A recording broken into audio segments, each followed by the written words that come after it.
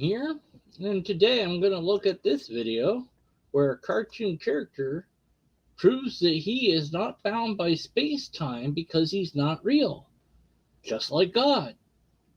Wait, oh, yeah, we'll get to that part. Here we go. Hello friends. Today I will not talk about subjectivity. Instead, I will prove the existence of God. This seems necessary to me because so many people are arguing about it on YouTube. Yeah, and pretty much everywhere. I mean, the discussion of God has been a thing that humans have engaged in for a very, very, very long time.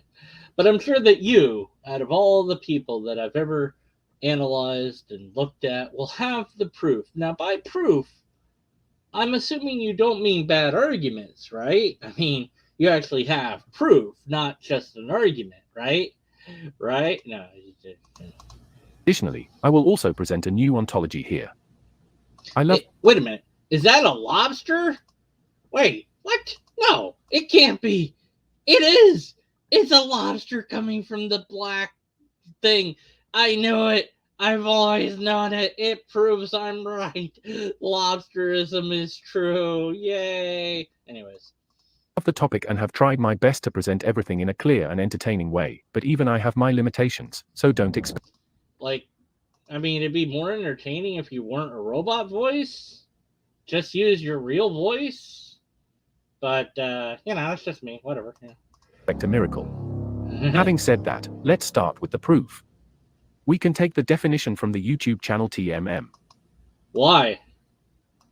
No, really, why? Why take that definition from that channel? Why do you think that that's the definition of God? I mean, this is a logical fallacy appealed to definition. It's an actual fallacy. It's like here's the definition. That's what it is. No, that's not how.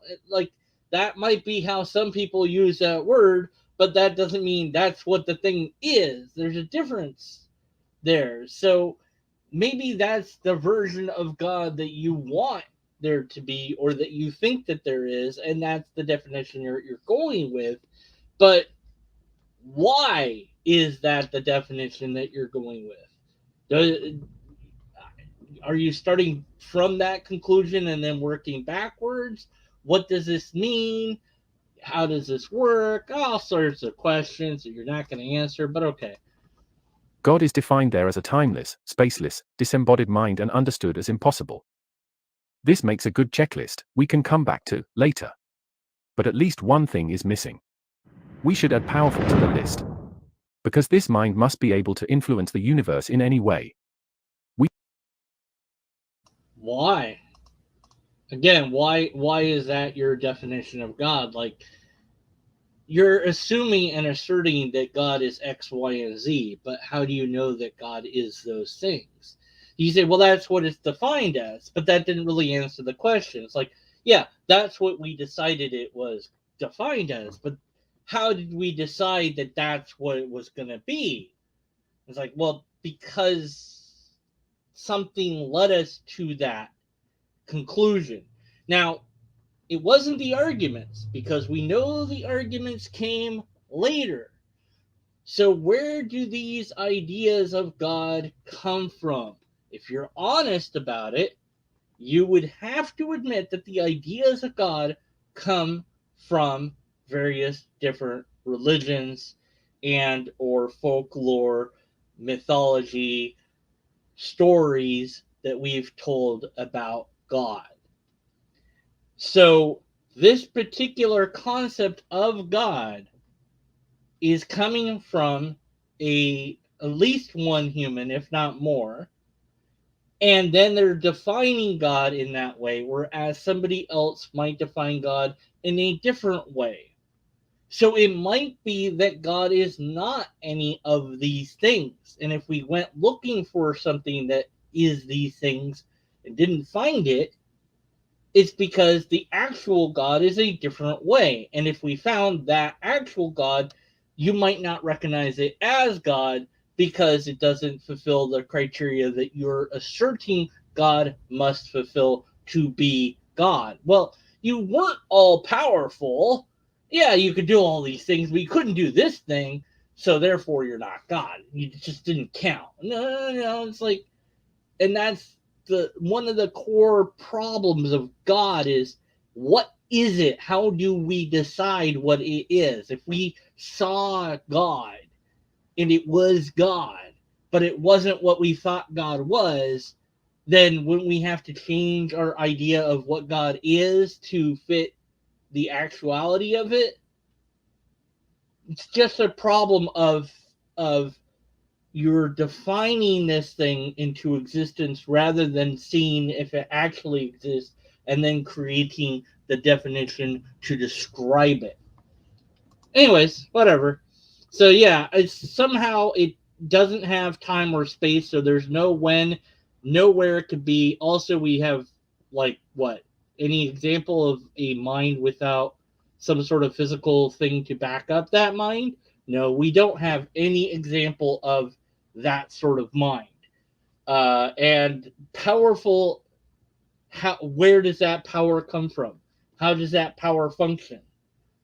What does that mean to have power? You might as well say magical.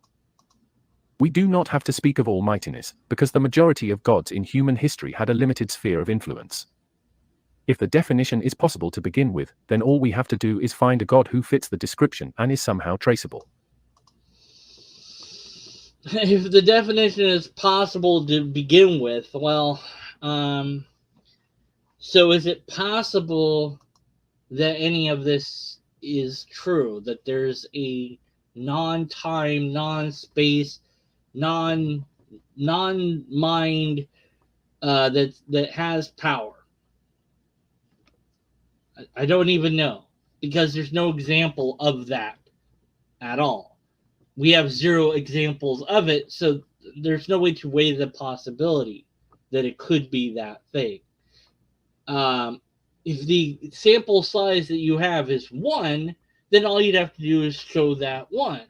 But you can't show the 1. So you ask, well, could it be possible? But I can't answer that because I don't have the example. It's kind of a problem. But this is like, if I say, well, if it's possible that magic exists, then I can find magic to fit the description of magic, and then that proves magic. But that didn't do anything to prove anything. That's not proof at all. It is an extraordinarily bad argumentation. So what you're doing is you're saying, I have my conclusion, and then I'm going to find things that fit the conclusion. I'm going to make the data fit the conclusion rather than following the data to the conclusion. So I will start with my assumption, and then I will end with my assumption. That's circular reasoning. So, the definition is possible. You don't know that. So we have no way to decide that. Then all we have to do is find a way to fit a thing into that definition, and then we, then that's true because it fit the definition. So I fit something that is like, here's magic. Magic is something that's inexplicable and you can't explain it. So then I do something inexplicable that you can't explain and say, aha, there's magic. And you go, okay, but how do I know it's not just a trick? And I go, because you can't explain it. See? So that fits the definition of magic. So therefore, what I did must have been magic. It doesn't really work, does it? Anyways,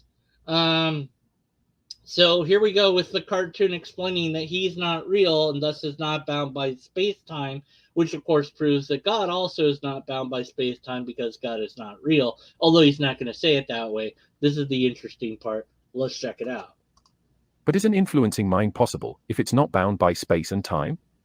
Of course it is. Why shouldn't it be?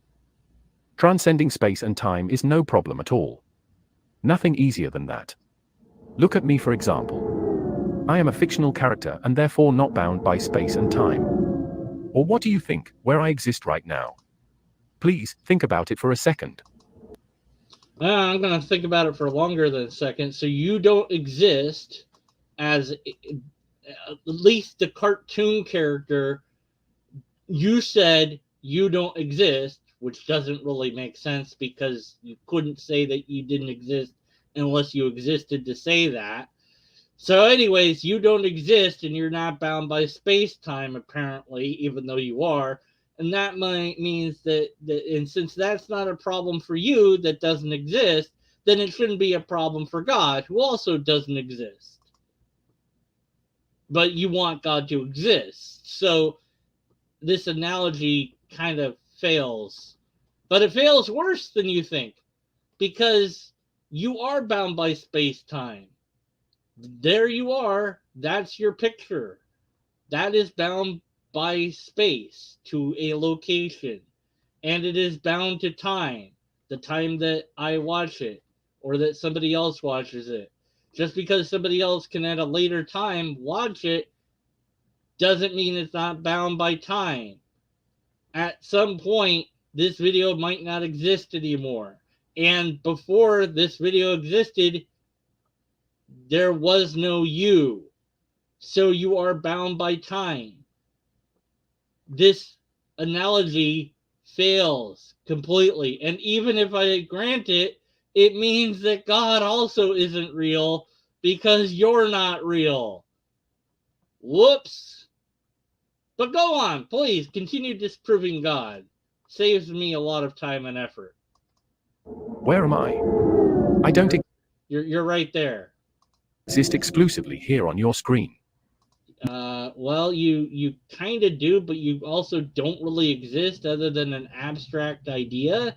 Like the cartoon of you isn't a thing in the sense that it's not physical, but it is physically represented by dots that my screen produces. But that's all required that I have a screen and a way to see it. So you're there. So but you're not there. Therefore, God can also not be there. Oh man. No, gladly, I am not bound by space or time. I can Yes, be you anywhere are. and whenever. No, you can't Millions be. of people. You can't be before the video existed. If you take down the video, you're not anywhere. You can only be where screens exist to show the video. You cannot be somewhere that cannot show the video. So you are not bound by space. You are absolutely bound by space time. Yeah. You exist in the bits and the processes of the minds to perceive it. Everything is bound by space time. You are absolutely bound by space time. Let's leave that on the screen for a bit longer. Yeah. So right, exactly. So yes, the processes needed to formulate an idea are physical, thus even ideas have a physical necessity. Right, exactly. You are absolutely bounded by space-time. This analogy doesn't work. And again, if we granted that you aren't and you're admitting you're a fictional character, then we grant that then we have to say, well, only fictional characters are not bound by space-time, then God is a fictional character. Well done. People could see me at once, everywhere where you can find an uncensored internet connection. So, I am everywhere. Right. So everywhere you can find an internet connection that's uncensored, which is bound by space and time. But at the same time, I am here personally for you. You're not, And you though, because you're not interacting with me personally. Now, maybe later you'll respond to my video, which would make you interact with me personally, and or we could have a conversation that's live and you could interact with that way. But right now you're not here for me because you're pre-recorded and cannot interact with me. It's like you don't know what the meaning of words are or something. I don't know. can even talk to me if you write Yeah, I can talk at you, but whatever. something in the comments. But okay, all I want to say is that time and space are not fundamental concepts. Yeah, that's not convincing. But of course, you can say that there are only different instances of me, so we'd better look at another argument that puts time and space into perspective. For example, if we look at quantum mechanics or string theory. Oh, jeez. These theories... Wait. Before you do that, do you have any expertise in those fields at all? Let's see. No, it doesn't look like it. He does have a lobster though, so I have to give him points for that. So I think that whatever you're gonna say is gonna be quantum woo, and so I'm gonna be extraordinarily skeptical of everything you say about it. Theories are approximations, but explain important aspects of the universe. And time and space are not really fundamental in these theories. At least time. Citation required. Time and space do not resemble in any way how we perceive time and space in daily life. But I must confess that theoretical physics is not my specialty, so I follow Max Tegmark's argumentation here. Why? Who's that? Why should we follow his argumentation? Is he an expert in the field? Does he have peer-reviewed publications of this particular subject, or is it just a book with somebody that you think agrees with you? Why are you following that person? Did you give a link for that person's book? Let's see. Yeah. No. No. Okay. Tegmark understands the whole multiverse as mathematical, and in this perspective time and space dissolve completely. For Tegmark, every possible equation is the basis for a different universe. That's why mathematics does such a good job in approximating the nature of our world. Because every universe is mathematical and so is ours. Again, the underlying relations of the universe can be expressed in a mathematical equation, which contains only relations, symmetries and differences, but needs neither space nor time in the conventional sense. Tegmark's mathematical multiverse doesn't have to be true, but the argument shows that time and space can be understood as emerging rather than fundamental. And so we see that the real challenge for a god is not to transcend time and space, but to be powerful with nothing more than a disembodied mind. Well, you said words, but I have no way to verify a damn thing that you said. And okay, so Max is somebody that's good in quantum physics, apparently. Okay, great, but some citation would have been nice so that I knew that, and but I don't know that you're getting anything that he said right. I'm extraordinarily skeptical about it, and because of that, this argument hinges upon your understanding of this person's writing, who I would have to go and look at his writing and see if that makes any logical or scientific sense. There's so much there. I'm just gonna be skeptical of this. But yeah, disembodied mind. Great. Do you have an example of a disembodied mind? And I know, up to this point my video isn't quite as catchy as a Ryan George pitch meeting. But I'm doing my best to stay reasonably brief and clear. And this is here, after all, about a proof of God, so I think it is okay if it gets a bit more complicated. And we have already deconstructed space and time to a large extent. So that's something. But let's approach it the other way around. Let's not deal with an abstract definition, but take a closer look at a God who is more familiar to us. What? Okay, so let's select a God that you're more familiar with so that you can make the data fit the God, because that's pretty darn circular. But sure, yeah, go ahead, do that. Yeah. Most people think of a disembodied mind as a god in the Abrahamic religions. But at the same time, the specific God does not make much sense to many people. Well, I don't know about it not making sense, as more as it's completely incoherent and non-proven to be even a thing in the first place. I mean, you can make it make sense if you try hard enough, but you still have no example of it. So that's what matters, is the example of it, not whether or not it makes sense to any person. All right. Some have even quite serious problems with him. For example, Antonin Artaud wanted desperately to put an end to the judgment of God and create a body without organs. And Friedrich Nietzsche lets his madman tirelessly search for God, whose decomposition one would apparently have to smell. If you think about it, both of them talk about the disembodiment in one way or another. So, I have no idea what you're talking about or why you're talking about it. I don't care about any of these people. None of this proves anything. Oh my word, this hurts my brain. Keep going though, because you're not proving God. So keep on doing it. are we looking for a decomposing mind without organs? No, we have already looked at important aspects, but it is still What? too vague. Eh? And that is understandable, because we have not yet consulted Duleuze and Guattari. Of course, we... Who? Why would we consult them? How about if we stop consulting people?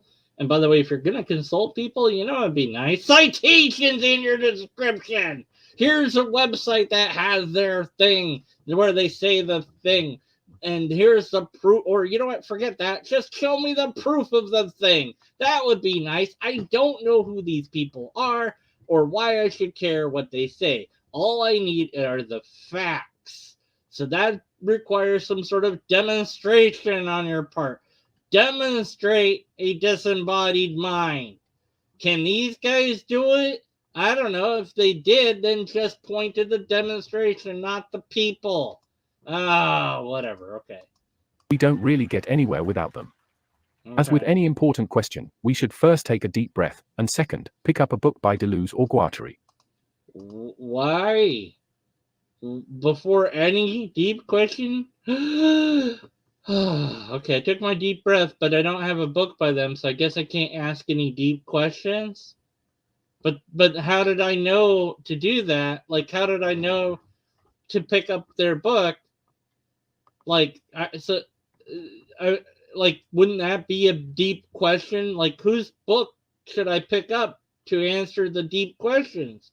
Well, one of their books. Well, but I can't ask that question because I don't have their book to pick up. So I could never find out that I need their book in the first place. This makes no sense in any way, shape, or form. This is such a bad argumentation. Who are these people? Why do they have so much authority in your brain? What is going on in this video? And in this case, Duleuze already searched for God and followed Leibniz in this quest. And Leibniz found God in the order of monads. What? Each monad encompasses a whole world. Who? Even if its perception becomes increasingly blurred with distance. Do what now? Like your view in a foggy field that keeps overlapping with the view of the other people in the field. But there was for Leibniz still a central authority that ensured a comprehensive order of these perspectives. With this God, we could be sure that we were all standing on the same field. Duleuze liked the monads but could not follow Leibniz with his assumption of a perfect organization of the world. Okay. Where Leibniz finds God in the absolute order of perspectives, Duleuze sees only difference and nomadism. The fuck? The ordered world Leibniz assumed disintegrates into contradictory perspectives in the modern world. But this is not a problem at all. Duleuze had already found God years before, together with Guattari. He did? And for both of them, God is a lobster or a double pincer, a double bind. Yes! Yes! I've been right the whole time! This proves it once and for all! I all told you for years that lobster's the real God, but you didn't believe me. I told you that nobody would refute the book, The Lobsterist Ever, and I was right. Nobody has made a single video against lobsterism. This is why. The lobster's the real God. Case closed. I've been right. Checkmate everybody except for me. Yes, the lobster is the real God. The lobster is the real God. Read my book. Yes, yes, yes. Anyways, sure, whatever. Lobster's God. What? What is going on? Double articulation, expression, content, form, substance, form. The fuck is what? This is of course found in 1,000 plateaus. Duleuze and Guttari develop an argumentation, which at Can first I put a picture of Jordan Peterson, not his lobster?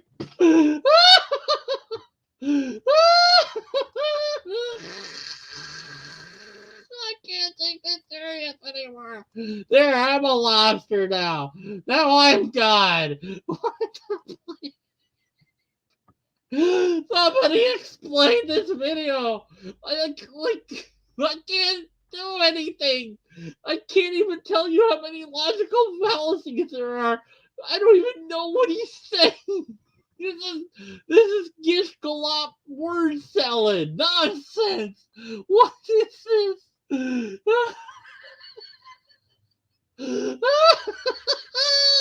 first glance can also be mistaken for a confused dream. They argue for an ontology but mix fiction with linguistics and geology. What? And to immerse ourselves in this worldview, we need a certain concentration and patience. What? It took me almost 4 years to work through this, but I hope I can summarize it in a few minutes. I'm sure it took you plenty of time to make sense of that nonsense. Well done wasting your time and energy, but okay. And it can make sense, to start with linguistics. When you look at a What? verbal expression from this perspective, you find a word or a sound that refers to a mental concept. Uh-huh. Let us take a simple word for example, like green. Okay. When you say green, there is a relation between the spoken word and the idea in your mind. Sure. So we can understand the articulation like a folded surface with the concept as content and the sound as expression. And if we divide content and expression again into substance and form, then we What? can not only unfold verbal articulations, but the whole world. Huh? But let us go on with the example. Wait. The sound green is an expression and it is only possible through the phonetic coding. Yeah. But this coding needs the substance of our speech organs. Uh-huh. Form and substance produce the sequence of sounds that can be recognized as the word green. Yeah. And this expression depends on a content, which is formed and coded through the cultural distinction of colors. Uh-huh. The distinction of color is the arbitrary cultural code. Sure. But again, this code needs a substance to build the content that is experienced as the color green. Yeah. This substance refers to the electrical signals produced by your eyes together with your visual cortex. So Okay. again, your identification of the color green emerges through the coding of the substance. And of course, Yeah, okay. I mean, I get that. That actually makes some sense now that you said it that way.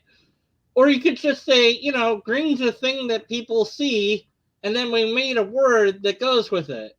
That works too, this substance is not to be understood as a rigid material, but more or less formed flows of matter and energy. The substance in this case are the electrical signals flowing through organs, but substance is a rather broad term in this ontology. It refers to any material basis from decoded energy to complex biological or technical structures. Uh-huh. And with this description, we have already left the field of linguistics far behind us. Wait. This double articulation is a... Wait, why? Why did we leave language behind? I don't... Wait, how... Wait, what? When was it, okay, you can see green because it's this thing that you can see, and then we made the word to go with the thing that we can see, and then somehow, what? Another broad term in this ontology. It refers to any material basis from decoded energy to complex biological or technical structures. And with this description, we have already left the field of linguistics far behind us. This double articulation is a continuous unfolding that can carry us along further and further. For example, the substance or form depend on another articulation of substance and form. This is easier than it sounds. We have the electrical signals in the eye and brain as the substance that is formed to the content, which is expressed as the word green. Uh-huh. But the eye only reacts to the green light, which can be understood as coded energy. And the energy is coded by the Schrödinger equation. Or more precise, by that, what the Schrödinger equation approximates. This unfolding can go on in every direction. Okay. But it can quickly become confusing. A diagram... Alright, I mean, sure. I don't know what this has to do with anything, since we can't see God. So, where is the thing that green you can at least see? We can see green. And we made a name to go with the thing that we see. But where's the God? We don't see the God. Now, granted, there's things that we can't see that we label, but then this analogy kind of breaks down. So I don't. Um, yeah. So okay. What? In the form of a graph may help, so that we can follow the lobster's claws, which branch. Wait. There's a wait. What?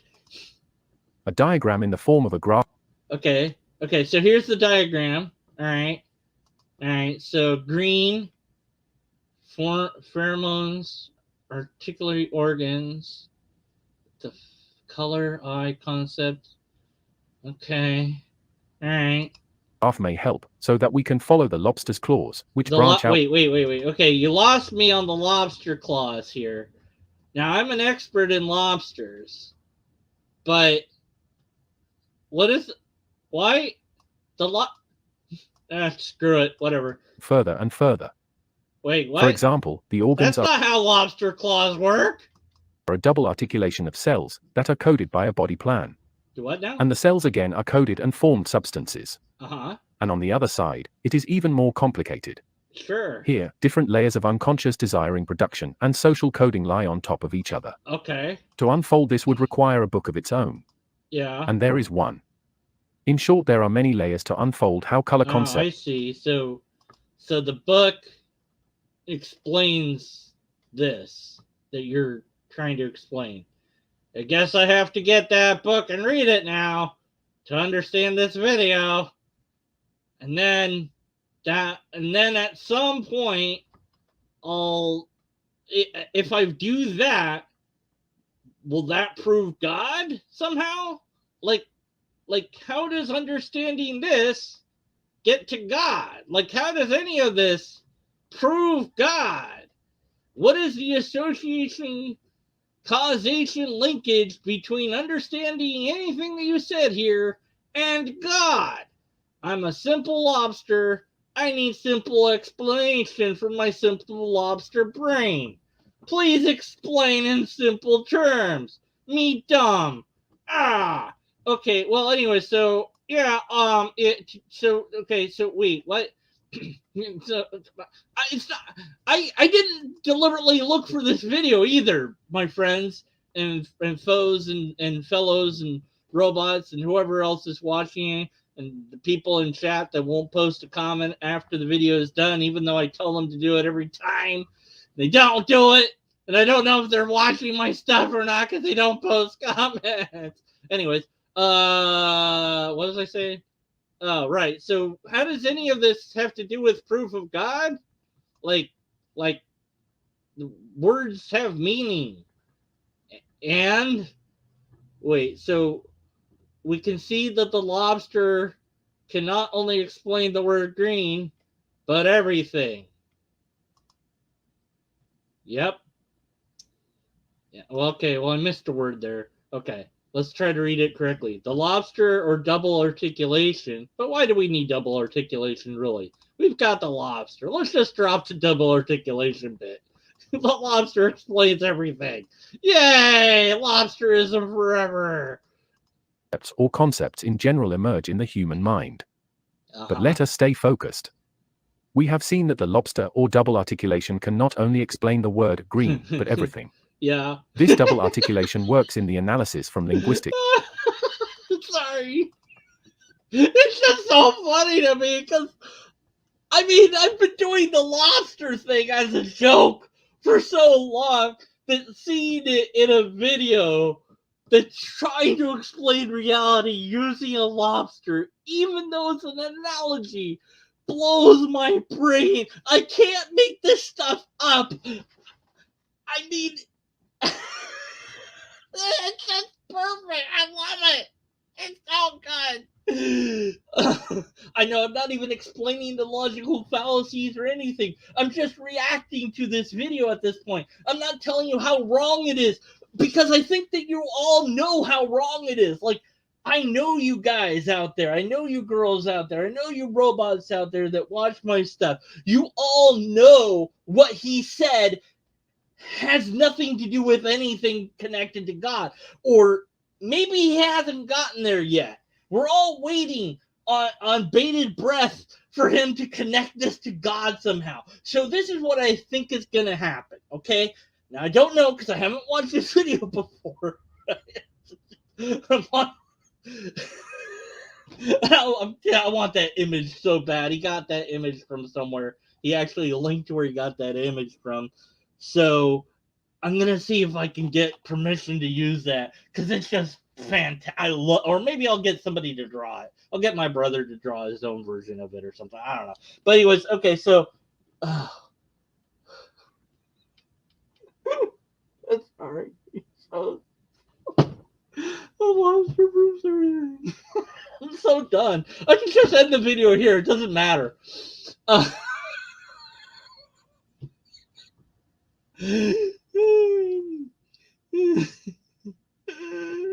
Okay. All right. Okay. Oh, this is what's gonna happen. I have to get my brain back in gear. I think what he's gonna do here is say that language describes a reality, like green. Green is a thing in reality to some extent, and our language is describing that reality. And God is also in language, so therefore God is real because we use it in language. I think that that's how he's going to go. I don't know that he is going to go that route, but that would at least follow from everything so far. Let's see in which way he surprises me, I guess. And yeah. To culture, to biology, to chemistry and physics. And these paths does not form a tree of science, but more like planes, that can form a fractal, that guides you to an ever clearer understanding of the world. So if you follow the lobster, you can't stay in one discipline, like physics or biology. You have to pass through them and follow the bifurcations of the double articulation, growing like a rhizome through the whole world. So in this sense, the lobster is a rhizome. But he lives in the real world and is connected to every scientific discipline. And this makes the proof so easy, because Duleuze and Guttari insert their theory into the different sciences and connect them on their way. They initiate a research process that runs along the folds and links of the sciences, connecting the edges. So the double articulation is really powerful, it creates everything.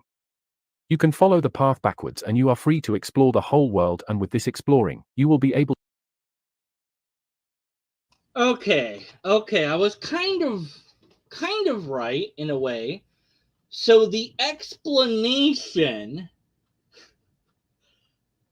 that he's providing is powerful because it explains everything, which is a different sort of idea of power than I would think about when considering the word power. But language is flexible, and natural language is something that cannot be resolved and fixed with logic. So by powerful, you mean it's able to explain everything using this concept of this unfolding idea that's an analogous to the lobster claws and everything that you just talked about. Okay. All right. I can grant that an explanation could unfold in such a way that it could talk about everything, but that doesn't make the thing able to do anything. There's a difference between work and exploratory power. So the ability to explain something, even everything, doesn't then give the thing that is explaining it the ability to make something new. So this idea that you have may indeed be able to explain all the things, but that doesn't mean it can heal my hip that hurts. It doesn't mean that it can make a universe. It can't, regrow my teeth. So the explanation is broad, but but it's unable to do anything. So I don't see the analogousness between that and the sort of power or energy, the ability to do work that would be required to make a universe. Uh, so there's a disconnect of association causation there that you need to make in some way, shape, or form that you haven't done so far. And maybe you will, and I haven't gotten to it yet. To explain more and more. Many religions want to harness some of the power of their god for their own purposes. With the lobster god, this is very simple. The double articulation makes explanations possible. And a good explanation is the most powerful tool humans have. So, we have the path of double articulations that creates every aspect of the world as complex layers. And it is possible to follow this path backwards, which is done with research and explanations. But where is the mind in this? This is the tricky part, isn't it? We have to leave Duleuze and Guttari for a moment to answer this. But we will come back to them, I promise. But wait a minute. Earlier you said that you had to use their book to explain the deep question, which means if we leave them aside, we can't answer the deep question, which is this question about God. So we couldn't ever leave them to the side to find out the answer to anything, because earlier you said the only way to answer the deep question is to use their stuff. But now you're saying we're leaving them behind, which means we couldn't possibly answer anything. Oops. Oh well. Consistency. Who needs that? By the way, for those of you not in the know, because the chat may or may not show up on YouTube, I have no control of it. I actually have Zentapir in the chat now, and he's trying to explain in real time what he said in the video to me as I'm reviewing the video. And that's really weird because I have to respond to the video and him.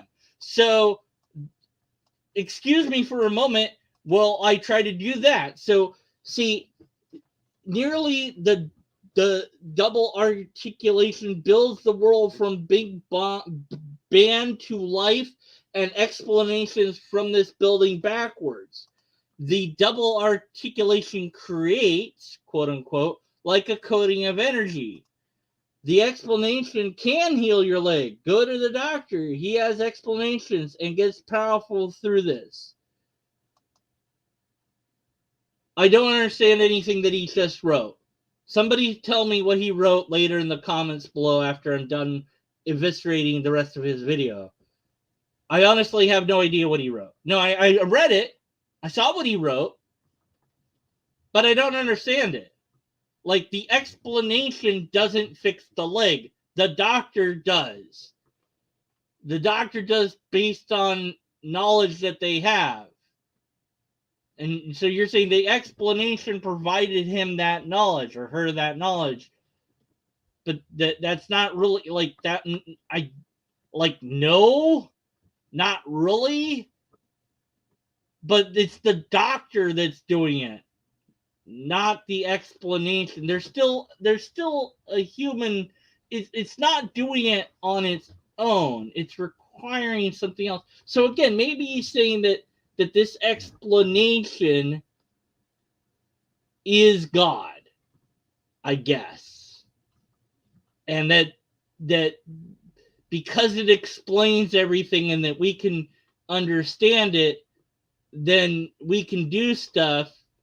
But then how do you make a universe from that? Like, how universe come about by having an explanation of stuff? I don't know. Whatever. Anyways, so I maybe Zentapir. I don't know how to say your name, but look, I appreciate you watching my video live here with me, and if you would like, because I don't understand anything in your video, which I haven't read the book that you suggest. So maybe you will set up a time and day where we can talk live on. if you're up to that right now, we could do it right now, and I could just say screw trying to explain the video. I'll just talk to you directly. But in the video, you're using a robot voice, so I'm assuming there's some sort of issue with you using your real voice that I'm not aware of. But maybe we could sort that out through email. So my email is deconvertedman1@gmail.com. I'll put it in chat. It's also on my about page, and you can email me, and we can set up a talk so that you can explain this to me, because I don't get it. 1@gmail.com. Okay, Zen plus Tapar. Well, I don't know if I got that right, but anyways, I'm gonna finish. So separate from that, Zen. I'm just gonna call you Zen because I can't. My words don't. I'm gonna continue to eviscerate your video even though I don't understand it, and I hope that you don't mind that, and that you'll still set up a talk with me. And if you don't, then I don't know. Oh well, life goes on, I guess. I suck. Okay, I'm almost done eviscerating this video, and I'm not at an hour yet. So, and we're close. We're like 7 minutes away from this video being done. So that's good. Let's finish the video, and maybe I won't eviscerate it anymore because maybe I don't know. Whatever. It's entertainment. Yay! Here we go. At this point, we have found out that researching and explaining the world is possible because God is a lobster, or in other words, that the world formed in a series. I'm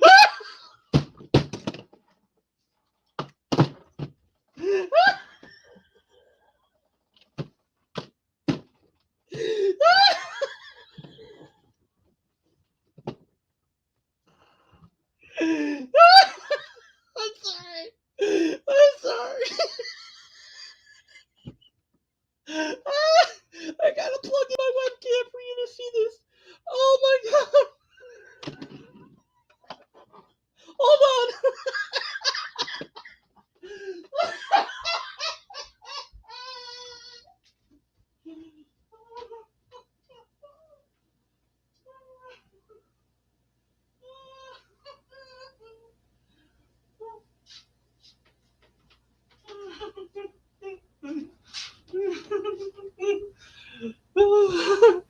Okay.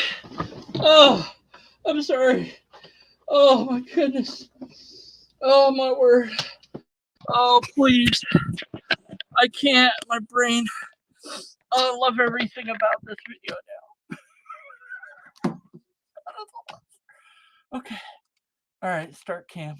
No, come on. Do the thing. No, don't do that. Okay.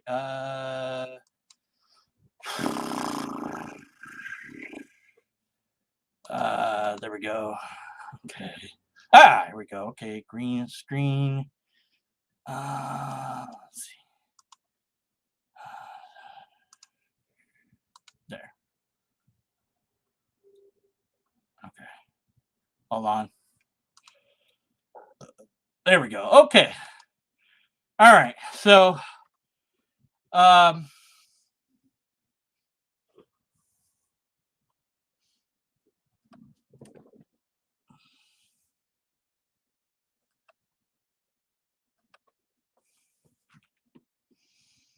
hi, God.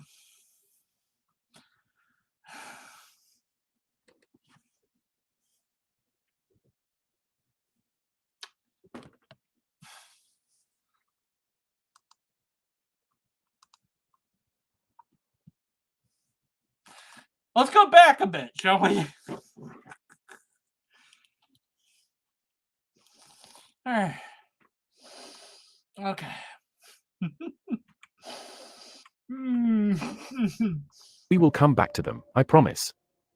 At this point, we have found out that researching and explaining the world is possible because God is a lobster, or in other words, that the world formed in a series of double articulations. And that fits in with what David Deutsch describes as the goal of science. This stands in contrast to those who define science through the successful predictions that follow from a theory. Deutsch argues for the importance of explanations. And these explanations take place as simulations in the brain, or on a computer, or in the world itself. The universe simulates some of the possible patterns and the coding of energy and matter. And the multiverse simulates every actualization in the totality of all possibilities. This universe is thus a calculating machine, while the multiverse can be understood as an abstract machine. even if it was probably not the machine which Alan Turing had in mind when he developed the original concept. But it is the abstract machine that Duleuze and Guattari describe behind all articulations. Unlike a concrete computing machine, a Turing machine is an abstract machine that stands for the totality of all possible computational operations. I find the similarities between the brain, the computer, and the universe plausible. But of course, it is unusual to compare these types of simulating machines. The computer only creates the visible surface through the software, the brain only becomes tangible through the mind, and in the same way the actualized aspects of the world emerge through the virtual ground like a simulation of the mathematical structure as the basis of our world. And even if you don't follow the thesis of the mathematical universe, the world can be understood as a fractal.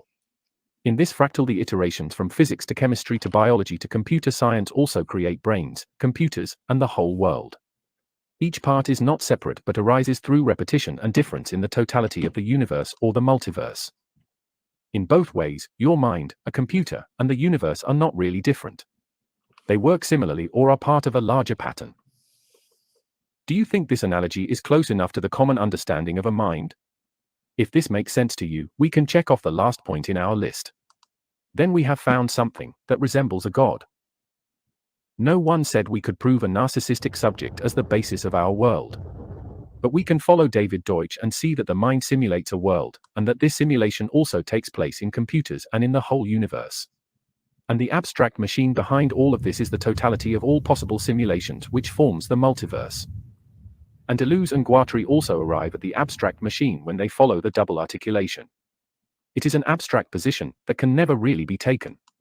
This abstract machine forms the vanishing point of cognition, knowledge, or explanations. But it stands thereby behind the content of the world, whose expression we perceive. The abstract machine is the function that creates the fractals of order and chaos that makes the world and our lives possible. So, we have the abstract machine as a double articulation, with its double bind, that is the lobster god. Of course, this god is not fine-tuned to the highly specific god of the Abrahamic religions and barely fits the common definition of a mind or a subject. But following the lobster can lead us to a better world. A world where people can understand each other and learn to love every layer and iteration of the universe. In this perspective, Nietzsche's madman was trying to connect to the people around him and to the world.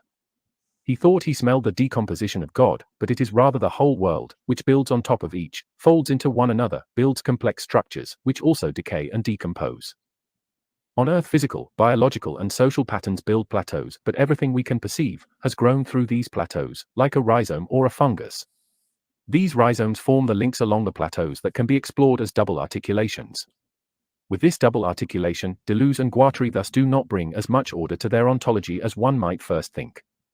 Their chaotic path through the sciences is continued through philosophy, art, and literature. But this creative chaos is also part of their ontology, which always takes into account the dissolution of order, the transversal transmission of code, and the emergence of singularities. In this sense, Nietzsche and Artaud do not so much oppose the divine order, but they also discover chaos as part of the world alongside this order. Both broke with the Abrahamic God, but they can be seen as apostles of a lobster, whose order is also in constant decay. And in this sense, we all have a divine mission. The search for explanations and thereby to follow the double articulation. This is possible because the world is built up in this way. The lobster claws form fractals up to the last building blocks of the world. And these building blocks have no identity, but exist in their difference to each other, like terms of a mathematical equation. The double articulation of the lobster creates the world, and we can follow its fractal nature by immersing ourselves in art, philosophy, and science. I would like to emphasize once again that for Duleuze and Guattari, there is not only science. There are many ways to experiment with the world and try out new connections and explain the world in multiple ways. Of course, one can make some statements about the world that work for a while. But without the double articulation, these statements are static and not real explanations.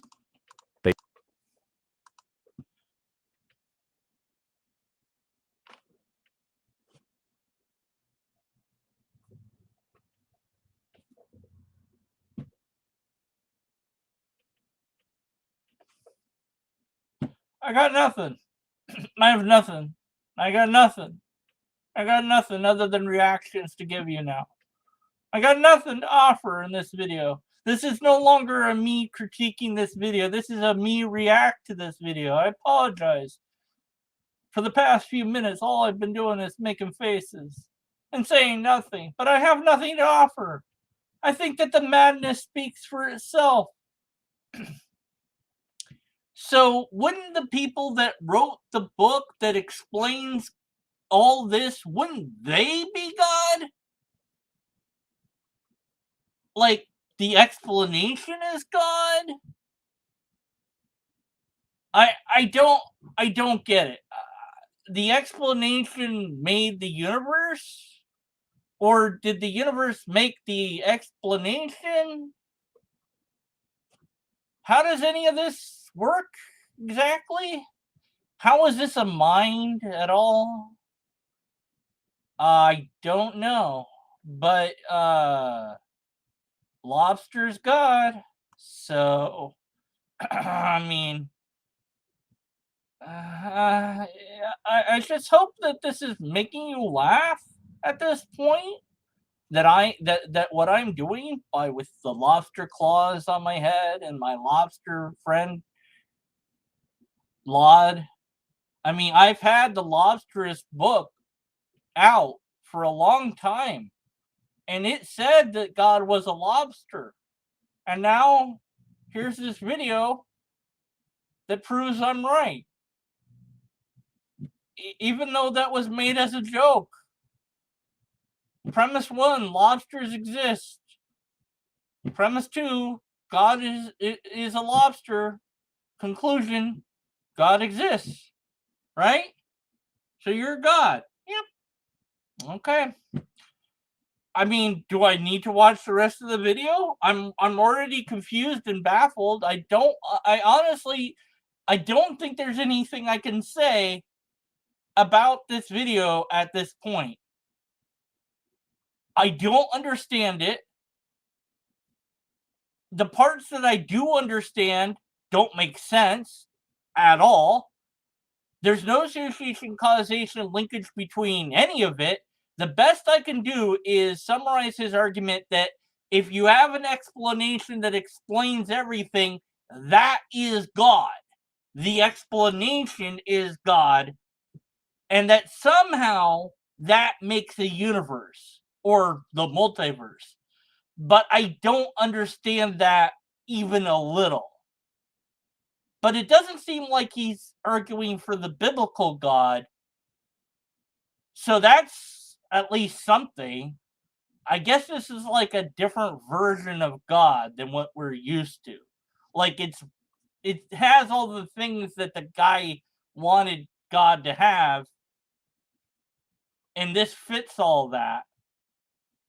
But in my mind, it's just an idea. Like the idea that there's this explanation that explains everything, that's here in my brain and in your brain, right? And we agree on that. But it's not anywhere else. It's just here. It's unable to make a universe. And for most people, when they say God, they mean a thing that made or is able to make the universe. Now, not all gods made the universe. Some gods didn't make the universe. So, it's not always the case that God makes the universe. But I think broadly speaking, in our modern world, most gods have made the universe according to their religions. The majority, at any rate. So if you have a thing that didn't make or couldn't make the universe, then most people would say that's not God. And I don't care because maybe it is God. So maybe the explanation is God. But then it's a completely different idea of God than what they've had. And that's fine because I don't care.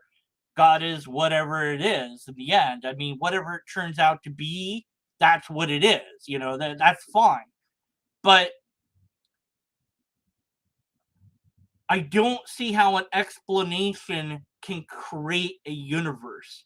So that's the part that's missing. Now, maybe he's not making the claim that that's possible. And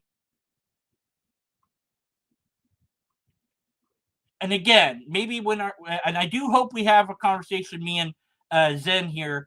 I don't know that we will. I don't know that, maybe he looks at this and says I'm ridiculous. which I am. But maybe he'll talk to me, her talk to me. I don't know, because it's a robot voice. I don't know. But I will totally set that up so that you will sound like a robot in the end. If you're worried about your real voice getting out there and all that. So, and so this, if nothing else, I'm giving more viewers to your video than you had before. So that's something. And I hope that he takes it in good humor. I mean, I'm trying to understand it. I'm a skeptic. So when I see the word proof, maybe I should take off this. When I see the word proof, I think of a certain thing that not everybody thinks of. But for me, proof is verifiable data. So, that you have something of substance to offer, not an argument. An argument in and of itself is not the proof. The proof is the thing that the argument is talking about. And so I think that the analogies here, and is I see it as an attempt to say that this explanation idea is what people are saying when they say God, but they don't know that, because the actual real God, and I'm putting it in quotes because I don't know what God is or isn't, and that's it seems that that's up to everybody that talks about God to make up God to be whatever they want. I think that God is an abstract idea that exists in our brain, and that's it. I don't think that it exists anywhere else except our brain. But this God seems like it's some other thing. But I don't know why you would use the word God then, because you're saying here's this thing that explains everything or could explain everything, and that's a God. I don't know why you would need the word though, so I don't know.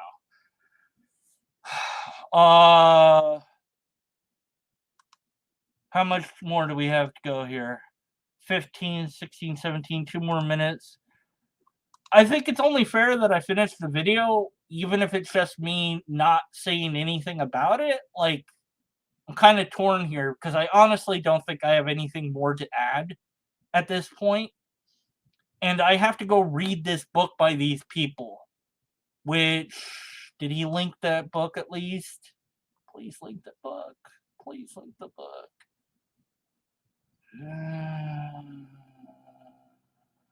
Nope. Darn. So I guess I have to look up the book on my own and find it. So I have to read that book, I guess, to understand any of this. Which is a problem. Because that does leave out an attribute of God that many theists assert, that God is personal. So a God that cared about me apparently made itself so hidden that only these two guys could figure it out and write about it. But did they claim that their explanation was God, or is that something that you're claiming about their claim? And then the problem there is that you said in the video that we can't answer anything without their book.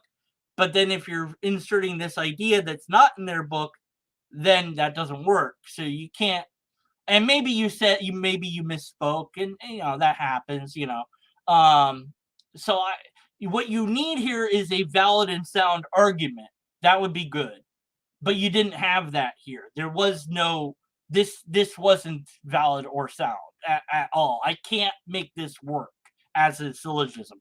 Granted, it doesn't have to necessarily be in a syllogistic format, but I can't make it work at all. So that's out the window. You don't have a valid and sound argument. Empirical evidence that is visible, like here's empirical evidence that this is a thing. Like, here's a frog, statue thing that I have. There's empirical evidence. So visible evidence of some sort would be nice. You don't have that. Some sort of repeated test that I could perform on these ideas, I don't have. What I do have is a loose attempt at an argument that I'm not sure that I'm really getting that well. I'm not sure that I'm building it well enough to steelman your concepts.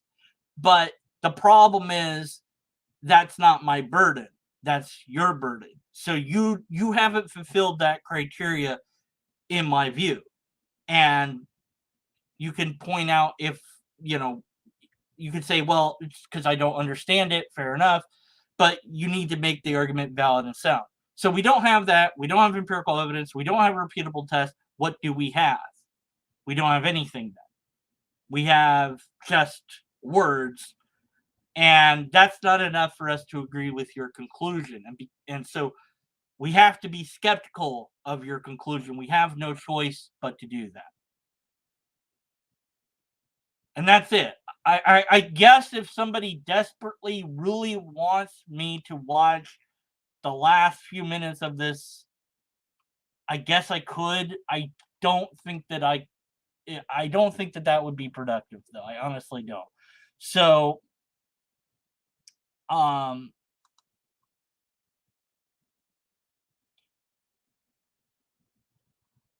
that's it. Thanks for watching, I guess.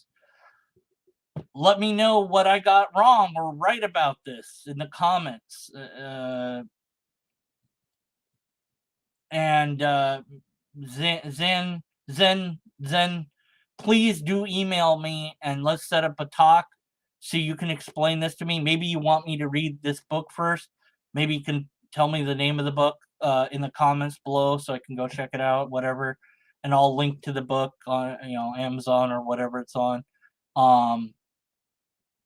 But that's all I got for everybody because my brain is done now.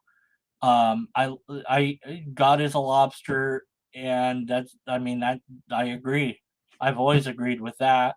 So I've been right the whole time.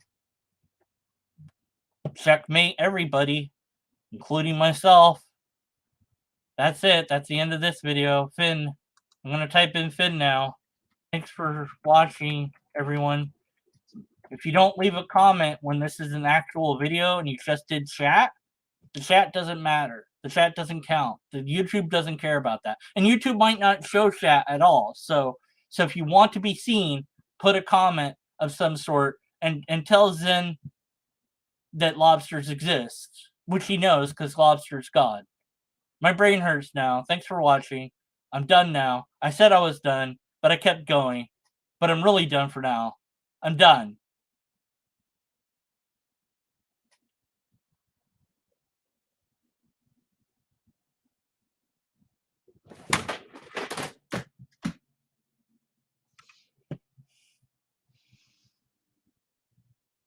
I knocked over something.